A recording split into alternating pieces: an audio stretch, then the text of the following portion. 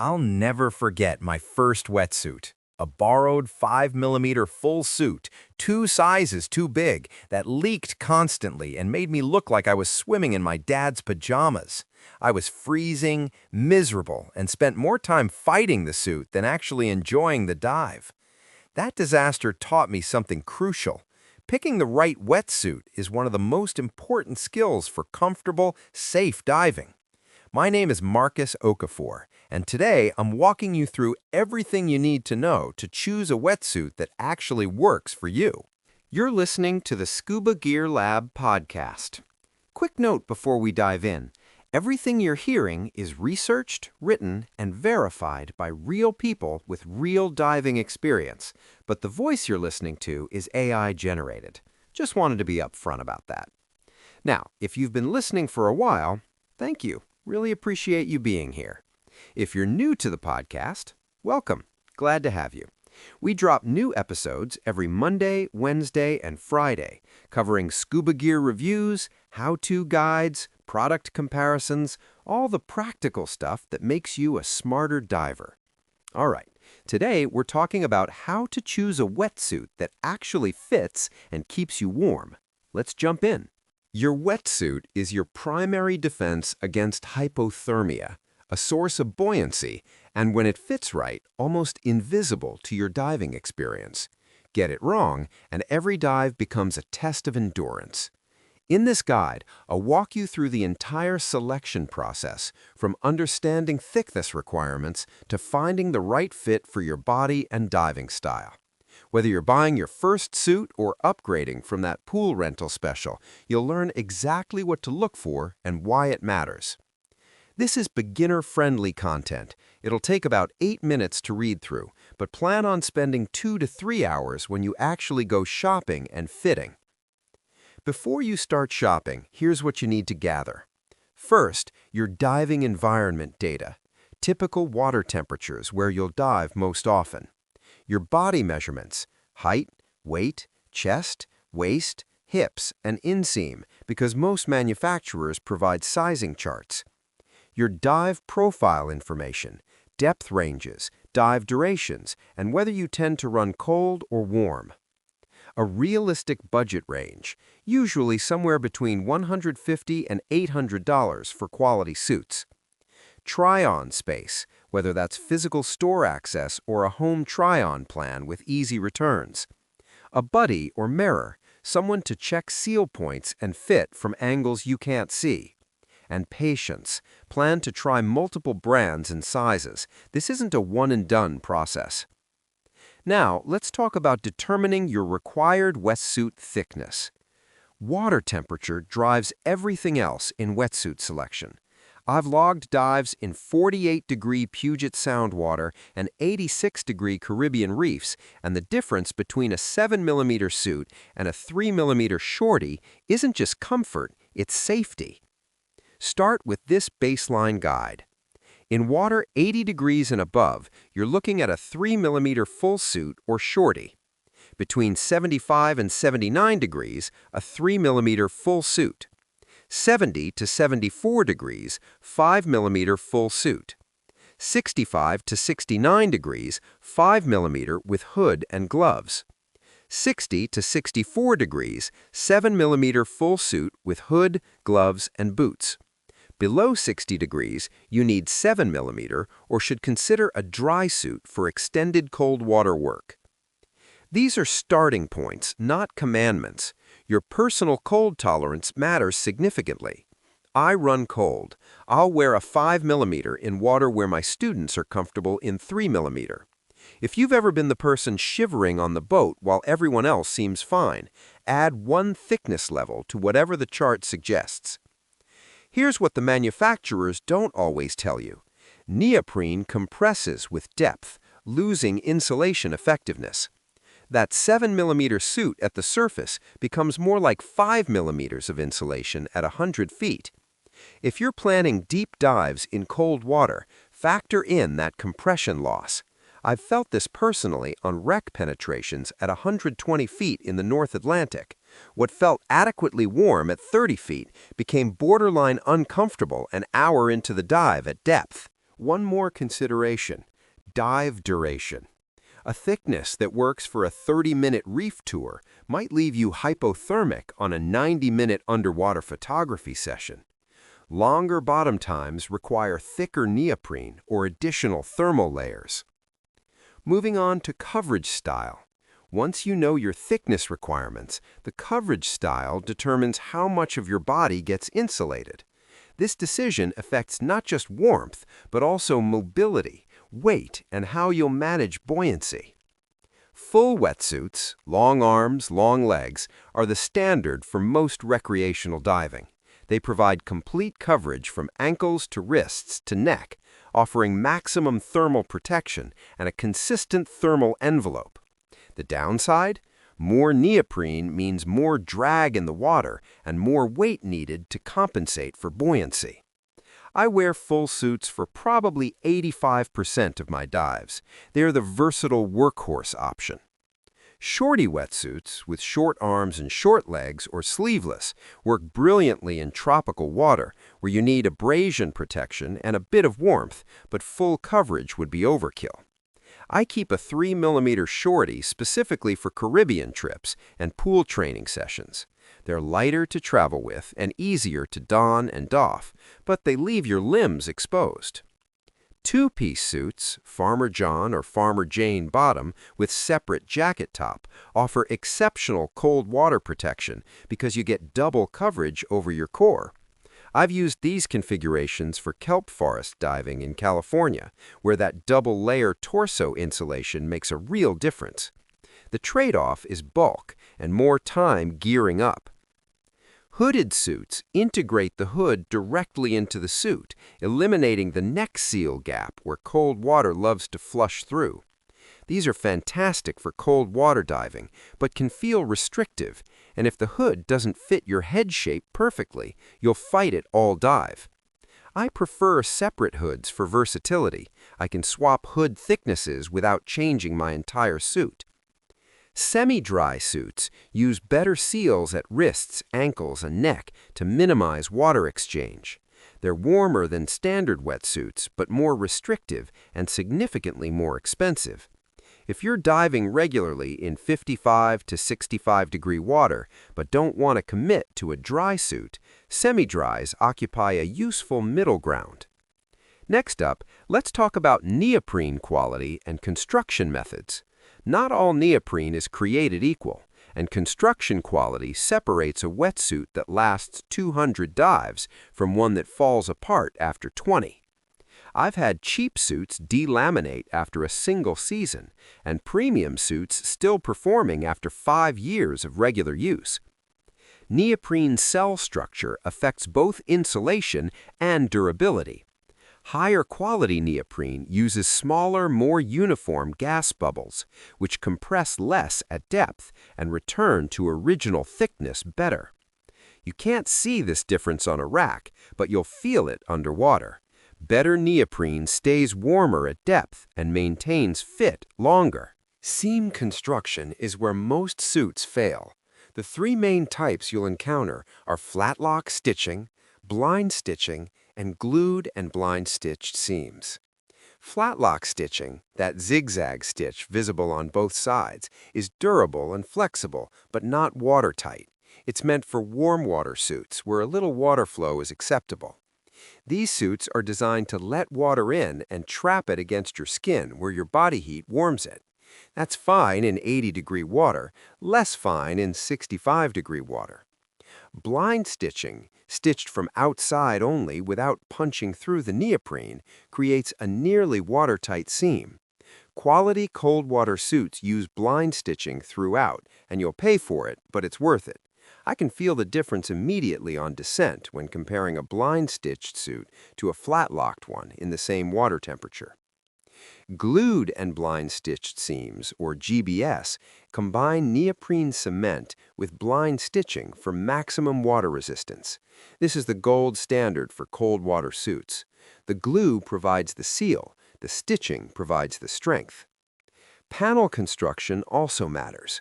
More panels mean better anatomical fit, but more seams, which are potential leak points. Fewer panels mean simpler construction but less precise fit. I look for suits that use strategic paneling, extra shaping around shoulders and knees where you need flexibility, simpler construction on the torso where you need durability. Knee padding and reinforcement extend suit life significantly. If you do any underwater photography, wreck diving, or kelp forest work, reinforced knees are non-negotiable. I've worn through non-reinforced knees in 6 months of regular diving. Reinforced panels last for years. Now we get to the critical part, nailing the fit. This is where choosing a wetsuit becomes hands-on critical. You can have the perfect thickness in construction, but if the fit is wrong, the suit fails. I've seen more divers struggle with poor-fitting suits than any other single gear issue. The suit should feel uncomfortably tight when dry on land. If it feels comfortable in the shop, it's too big. Neoprene needs to compress against your skin with minimal water space between you and the material. When water gets between you and the neoprene, it creates pockets that flush out with cold water on every movement. That's when you get cold. Here's my fitting process, the same one I walk students through. Start at the neck seal. It should be snug but not choking. You should be able to fit 2 fingers between the seal and your neck. Any looser and you'll get flushing down your back on descent. Any tighter and you'll be uncomfortable for the entire dive. Pull the suit fully up your torso before evaluating neck fit.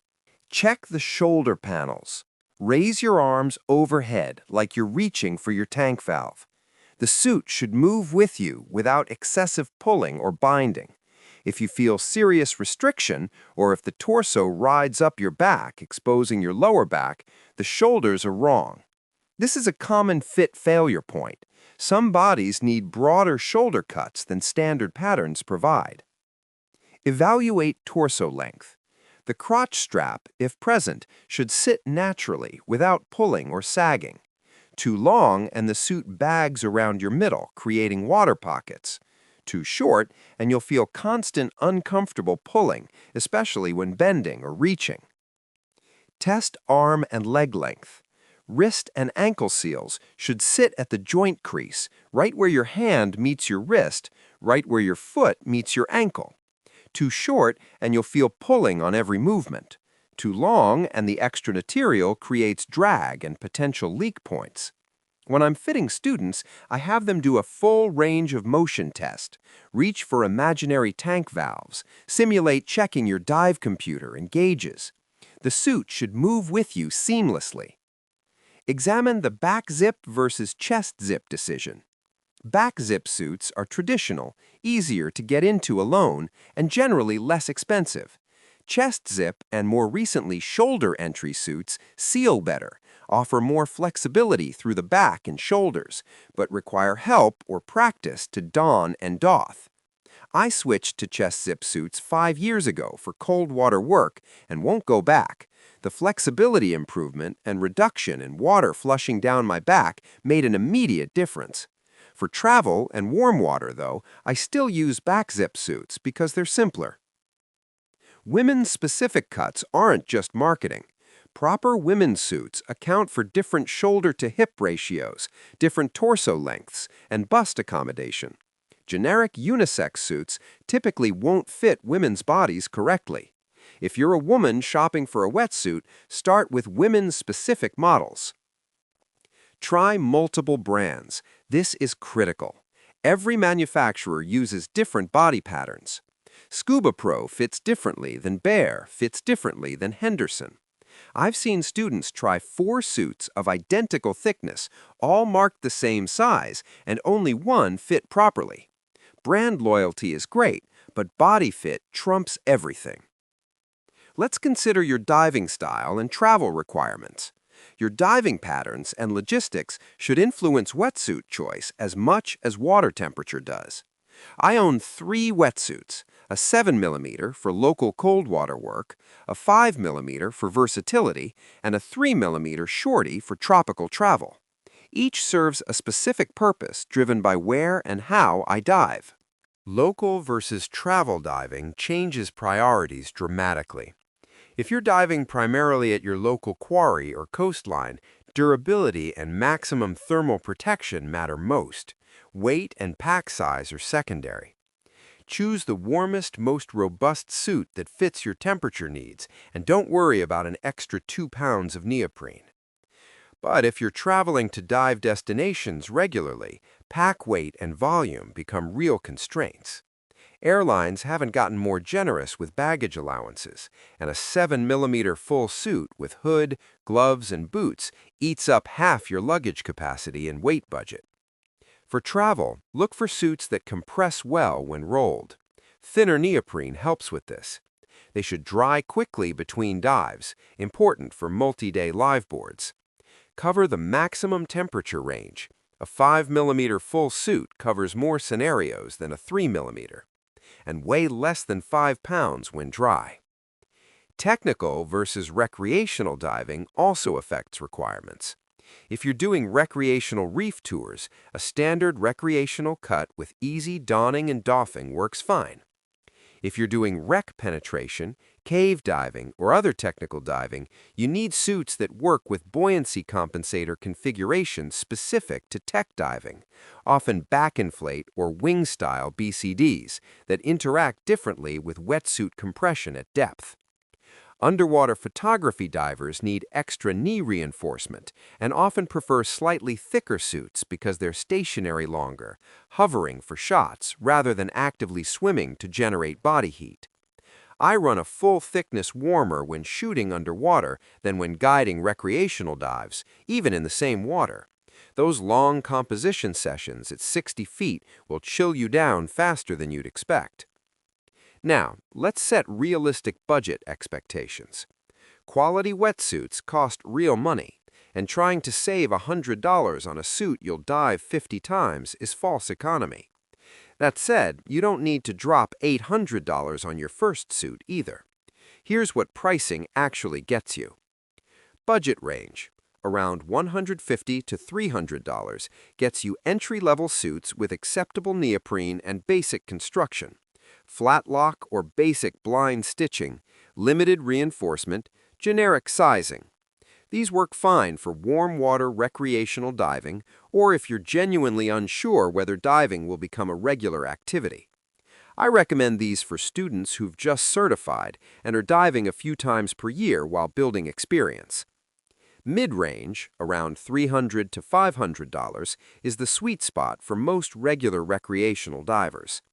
Better neoprene quality, glued and blind-stitched seams, reinforced high-wear areas, more sophisticated panel cuts for better fit. Suits in this range from established manufacturers, Scuba Pro, Bear, Henderson, Waterproof, will give you 3 to 5 years of regular use with proper care. This is where I spent money on my first personally owned suit, and where I still shop for warm water suits. Premium range, around $500 to $800 and up, gets you top-tier neoprene, sophisticated seam sealing, extensive reinforcement, highly articulated panel design, sometimes integrated thermal linings or ceramic compounds for extra warmth. These suits excel in cold water, offer maximum durability, and provide the best possible fit and comfort. If you're diving weekly in challenging conditions, this investment pays off. My primary cold water suit sits in this range, and after 4 years and 400+ dives, it's still performing like new. Custom made, around $800 to $1,500 and up. If you have a body type that standard sizing doesn't accommodate, or if you're diving professionally and need absolute optimal performance, custom-made suits are worth considering. I had one made for technical diving work in the Pacific Northwest, and the fit difference is genuinely remarkable, but it's expensive and takes weeks to produce. Don't forget the total system cost. A wetsuit requires a hood, around $40 to $100, gloves, around $30 to $80, boots, around $50 to $120. Factor these accessories into your total budget from the start because you'll need them for anything but tropical diving. Here's something critical. Test the suit in water before committing. The pool test reveals what the fitting room can't. If possible, either shop from retailers who allow water testing before final purchase, or maintain your return option and test in a pool within your return window. Some shops offer pool demo days. Take advantage of these. Here's what to evaluate in water. Does water flush through the suit? Some water entry is normal and expected in standard wetsuits. That's how they work. But excessive flushing means poor fit. On descent, you should feel initial cold water entry. Then your body should warm that water within 5 to 10 minutes. If you continue feeling cold water pumping in and out with every movement, the suit is too loose. Can you move freely? Swim normally. Practice valve drills. Simulate checking your dive computer and gauges. The suit should flex with you. If you feel like you're wrestling the neoprene, it's either too small or poor quality material. Check seal points at depth. Neck, wrist, and ankle seals should stay in position through normal diving movements. If they're riding up or sliding out of position, the fit is wrong. Evaluate warmth after 20 to 30 minutes. This is your real-world test. If you're comfortable after half an hour in water comparable to where you'll dive, the suit works. If you're already chilled, you need thicker neoprene or better fit. I've had students discover fit issues in pool tests that weren't obvious on land. Shoulders that seemed fine standing still but pulled uncomfortably during swimming, or torso lengths that rode up during actual diving posture. Catch these issues before you're 60 feet down on a boat dive. Let me share some pro tips and common mistakes. Lubrication makes donning easier and extends suit life. Baby shampoo diluted in a spray bottle, about 1 part shampoo to 10 parts water, lubricates the neoprene enough to slide on without the tearing and stretching that damages seams. I spray my arms and legs before every wetsuit dive. Some divers use commercial wetsuit conditioner. It works, but it's more expensive and functionally similar. Don't use your wetsuit as a weight loss indicator. Your body composition changes, and a suit that fit perfectly 6 months ago might not fit now. If your suit becomes uncomfortably tight, don't suffer through dives. Reevaluate your sizing. Similarly, if you've lost significant weight and your suit is loose, you need a different size. A poorly fitting suit is unsafe, regardless of why it doesn't fit. The most common mistake? Buying based on price alone. A $200 suit that doesn't fit properly is more expensive than a $400 suit that fits perfectly, because you'll either suffer through uncomfortable dives or replace it quickly.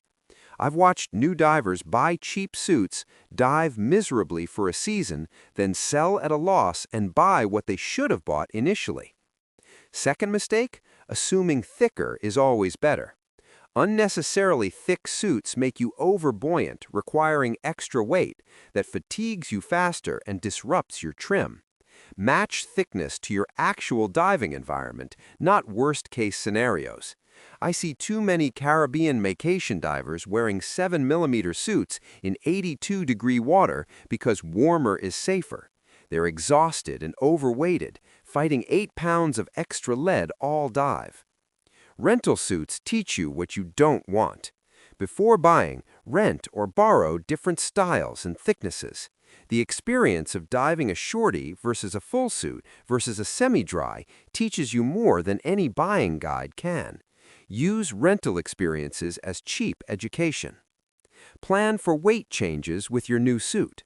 A new personal wetsuit will affect your buoyancy compared to rental gear.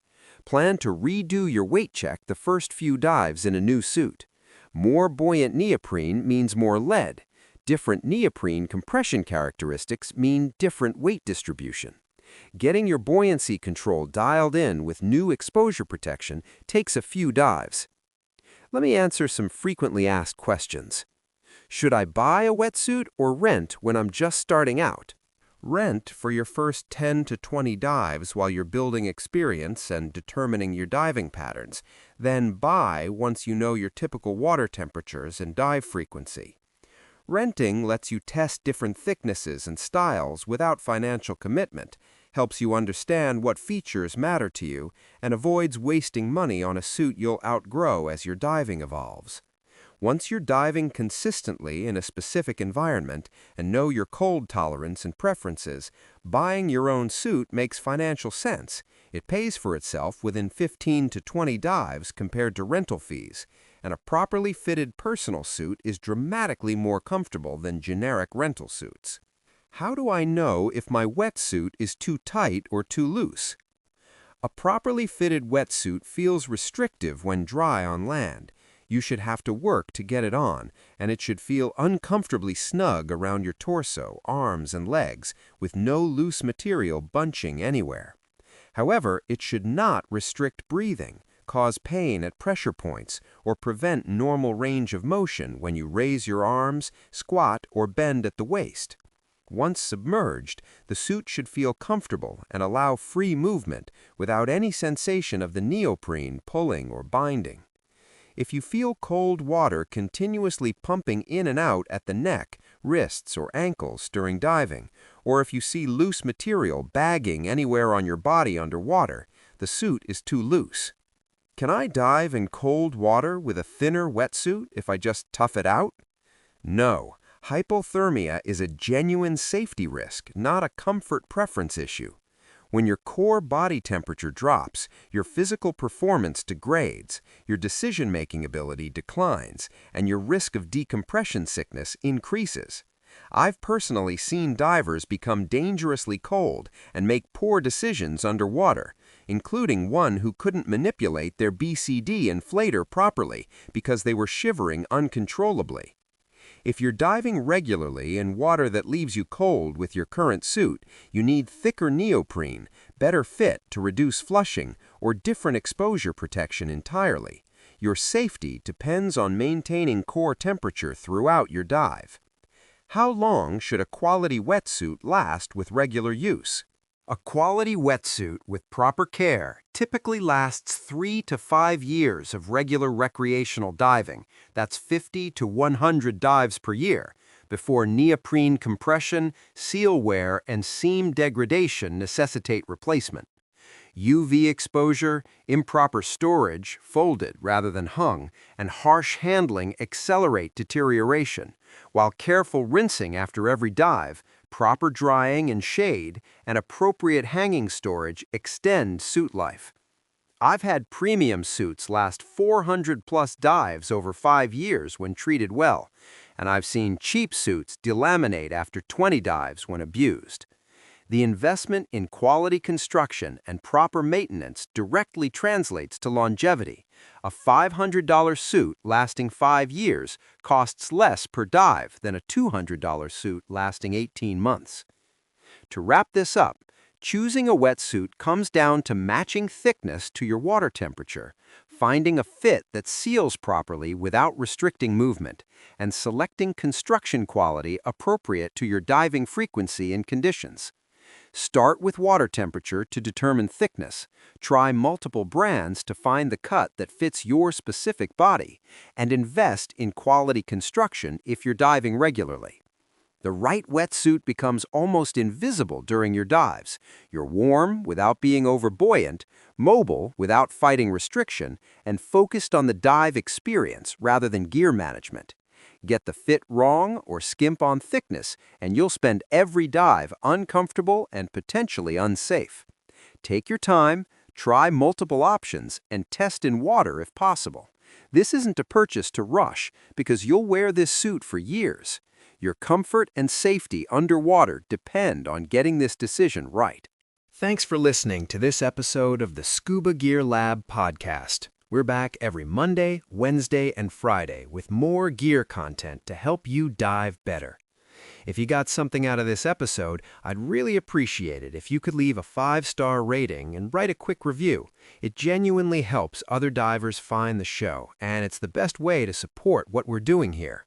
And if you haven't already, hit subscribe or follow so you get notified the second new episodes drop. See you next time.